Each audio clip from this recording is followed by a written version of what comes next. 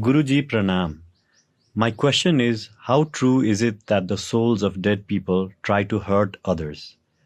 I have experienced this in my life as well, but many people say that ghosts and spirits do not exist. Please say something about this. How does a spirit bother people and how can we be free from it? Rojina Srestha.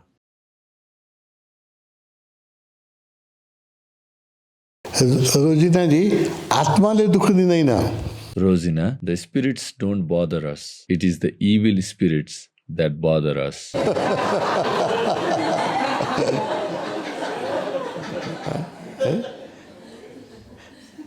All the spirits don't give us trouble. Someone with a cruel heart will trouble others while he is in the body. A person with a cruel heart enjoys hurting others. There is a type of person that enjoys giving happiness to others, like sharing a meal with others, helping the needy people. They find happiness in others' happiness. They are the people with a good heart, well-wishers, nice souls. But there are also such people in this world who rejoice and enjoy in hurting others. These kind of people are also there in this world, in the body. You can find such people who believe themselves to be more powerful if they torture others. They think, I'm so powerful, I've scared these many people, I've oppressed so many people. There are such people in this world.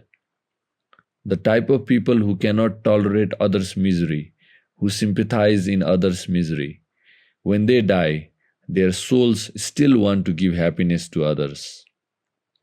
Every soul is not trying to harm us. If there is a good soul whose heart cries seeing others' misery, they still want to continue giving happiness even after their death, as much as they are capable. They have limited capability. Enlightened beings like Shivapuri Baba, Osho, Krishna, and other gurus, their souls are very strong.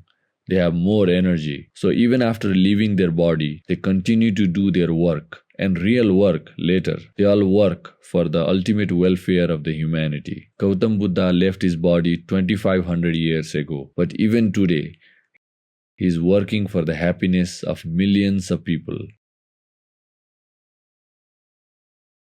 Those who are devotees, disciples. He is still working to make millions of people happy. Osho is doing it as well. So all the souls don't hurt others. A cruel person hurts others while he is in the physical body, and even after leaving his body, he continues to do the same. We call them bad souls. Such souls exist. All the souls don't harm others. Souls of the gurus help a lot even after leaving their body.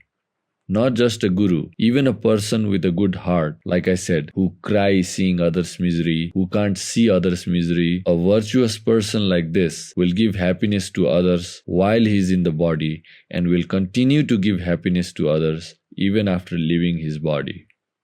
र जो अरूलाई दबाएर अहंकारी हुने अरूलाई सताएर आफ्नो शक्ति And people who oppress others, who are egoistic, who oppress others and become powerful, like gangsters, dictators, Hitlers, such people. Hitler killed millions of people. Stalin killed millions of people. When they are in the body, they enjoy killing others and oppressing others. And even after they leave their body, they continue to do the same, torturing others. It is their nature to hurt others. Try to understand this. You are asking how a soul harms us and how can we be free from it. It is like this. If there is a bad person in your community, then how do you become free from them? By becoming stronger than them. Either becoming strong physically or through organization. If we become stronger, then we can be free from them. This is the way to free yourself from the influence of the evil spirits, that your own soul becomes stronger.